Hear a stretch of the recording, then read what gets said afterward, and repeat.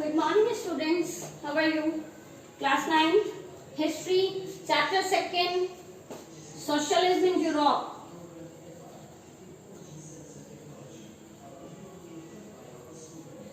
देखिए अब आप इंडियन हिस्ट्री तो आपने थोड़ी बहुत क्या आपने लगभग 8th में पढ़ी है। अब हम इंटरनेशनल हिस्ट्री के बारे में जान रहे हैं।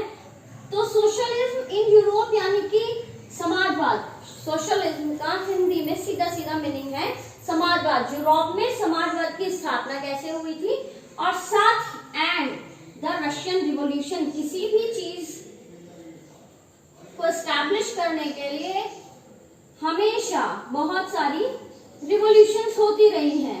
सबसे पहले मैं आपको बता दूं, आप कंफ्यूज मत होना बिल्कुल भी। थोड़ा सा डिस्कस करते हैं फ्रांस के बारे में, यानी कि जो फ्रेंच रिवॉल्यूशन आपने देखी थी, और यहाँ पे जो रशियन रिवॉल्यूशन है वो भी आप आगे पढ़ेंगे। फ्रांस में बर्बर फैमिली के बारे में हमने पढ़ा था। इसमें हम रोमानोव फैमिली के बारे में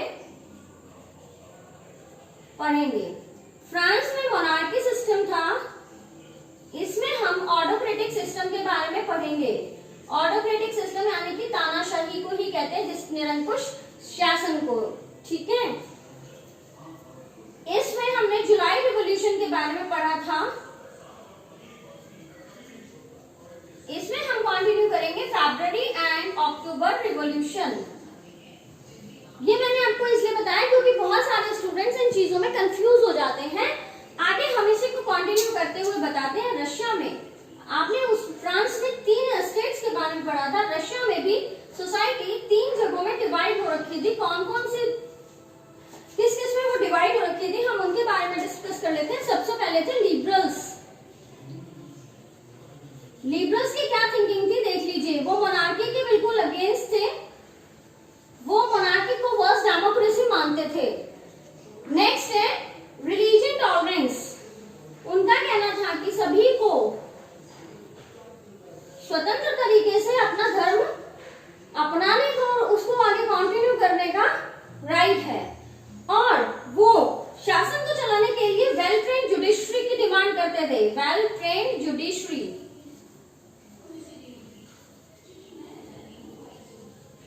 साथ में वो वोट देने के यूएएफ यानी कि UAF adult universal adult franchise के वो बिल्कुल अगेंस्ट थे। वो कहते थे वोट तो सिर्फ प्रॉपर्टी मैन को ही मिलने हैं चाहिए, यानी कि जिसके पास प्रॉपर्टी है उन्हीं को मिलने चाहिए। ये थे लिबरल्स के कुछ एथिक्स। अब हम बात करते हैं यहीं पे रेडिकल्स की। ध्यान से समझना, लिबरलिज्म, रेडिकलिज्म और कंजर्वेटिव्स, इनके बारे में मैं आपको कभी भी क्वेश्चन दे सकती हूँ। बहुत इंपॉर्टेंट टॉपिक है। नेक्स्ट है रेडिकल। लिबरल्स को हम हिंदी में कहते हैं उदारवादी, रेडिकल्स को हम कहते हैं परिवर्तनवादी, और कंजर्वेटिव को कहते हैं रूढ़िवादी, जो हमारा नेक्स्ट टॉपिक है। तो रेडिकल्स के क्या एथिक्स थे वो देख लीजिए। रेडिकल्स फॉलो करते थे यूएएफ को, यानी कि सभी को वोट डालने का अधिकार है, सार्वभौमिक अधिकार है। यूनिवर्सल अडल्ट फ्रेंचाइजी सार्वभौमिक व्यस्त अधिकार, इंक्लूडिंग विमेन। अब यहाँ पे एक सफ्रेजेट मूवमेंट की शुरुआत होती है। इस मूवमेंट में क्या होता है,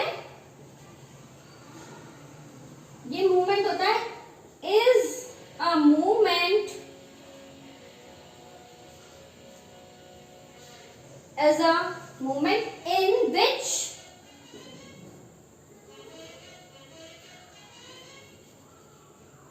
the right to vote,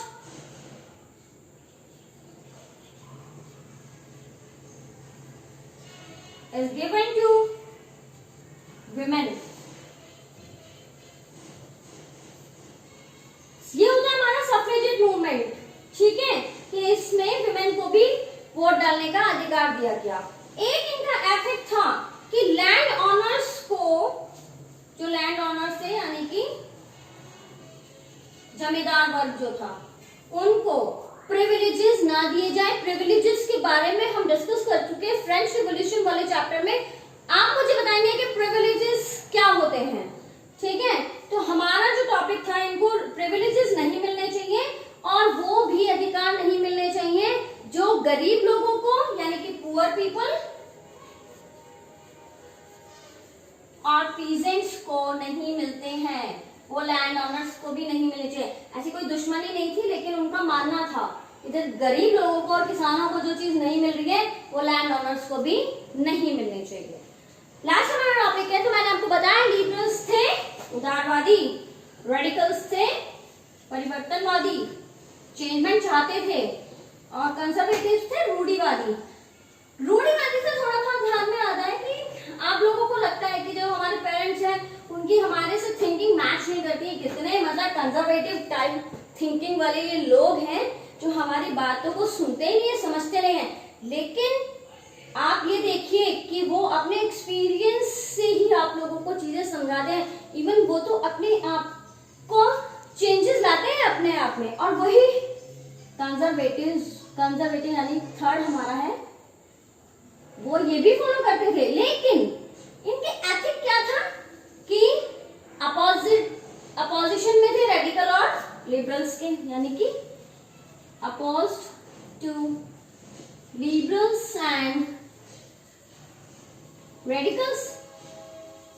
क्योंकि वो जो बदलाव ना एकदम से एक्सेप्ट नहीं कर पा रहे थे, वो चाहते थे स्लो प्रोसेस हो, चेंजेस आए बट स्लो प्रोसेस के थ्रू। तो ये कंजर्वेटिव्स थे। अब हम थोड़ा सा और डिस्कस कर लेते हैं। देखिए 1800 का टाइम था, यहाँ पर जो रूलिंग किंग था उसका नाम था जार, यानी कि जार का शासन था। किंग का पूरा नाम था जार निकोलस। यहाँ पर 1800 के टाइम में बहुत सारी प्रॉब्लम थी, लोग बहुत गरीब थे, लो वेजेस में सरवाइव कर रहे थे, यानी कि कम तनख्वाह में वो लोग सरवाइव कर रहे थे। लास्ट यहाँ पर सोशलिज्म की नीड क्यों पड़ी थी, जरूरत क्यों थी समाजवाद की, सरवाइव कर रहे थे। 1854 से 56 के बीच वॉर हुई जिसका नाम था पेरिनियन वॉर। क्यों हुई थी? क्योंकि खाद्य सामग्री की बहुत भारी कमी आ गई थी। 1861 में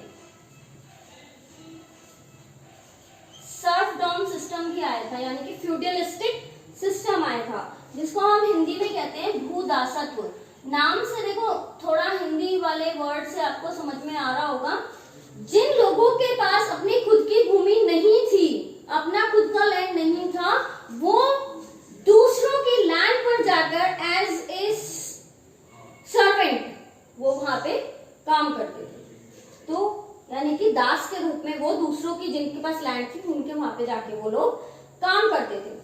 1890 और से 1910 में सेंट पीटर्सबर्ग और मॉस्को, बहुत दो इंपॉर्टेंट जगहों के बारे में मैं आपको बता रही हूँ। सेंट पीटर्सबर्ग और मॉस्को में पॉपुलेशन डबल से भी ज्यादा हो गई थी। दोबारा देख लीजिए, 1890 से 1910 में सेंट पीटर्सबर्ग मॉस्को में पॉपुलेशन डबल से भी ज्यादा हो गई थी। तो जो लिविंग कंडीशन थी वो इम्पैक्ट हुई उससे, क्योंकि क्या हो गया था, ओवर क्राउडिंग हो गई थी, भीड़ बहुत ज्यादा हो गई थी। जब ओवर क्राउडिंग हो जाती है तो ऑब्वियस है बहुत सारी चीजें हमें फेस करनी पड़ती है। सबसे पहले जो प्रॉब्लम फेस करनी होती है वो होती है खाने को लेकर। 1850 से 1880s में रशिया में सोशलिज्म के ऊपर बहुत ज्यादा डिस्कस हुआ था। 1850 से 1880s के बीच रशिया में सोशलिज्म के बारे में बहुत ज्यादा डिस्कशन हुआ था, बहस हुई थी इस पर। कल हम डिस्कस करेंगे 1905 के ऊपर, जिसको हम ब्लडी संडे भी कहते हैं। ठीक, थोड़ा बहुत आप इस के बारे में खुद भी पढ़ के रखिए। बुक से एक लाइन टू लाइन आप थॉरली पढ़ेंगे, स्पेशली एनटीएससी, तभी आपको ये चीजें समझ में आएगी। आज मैंने आपको मोटे मोटे तौर पे रशियन रिवॉल्यूशन और सोशलिज्म इन यूरोप में क्या क्या पढ़ना है, मैंने आपको अपर लेयर एक तरीके से हटाई है। डीपली हम धीरे धीरे नेक्स्ट वीडियो में हम टॉपिक वाइज इसको क्लियर करेंगे। होपफुली आपको ये समझ में आया होगा। अपने नोट्स प्रिपेयर कर लेना और जो क्वेश्चन मैंने आपसे पूछा है उसका आंसर आप लोग देंगे। Thank you.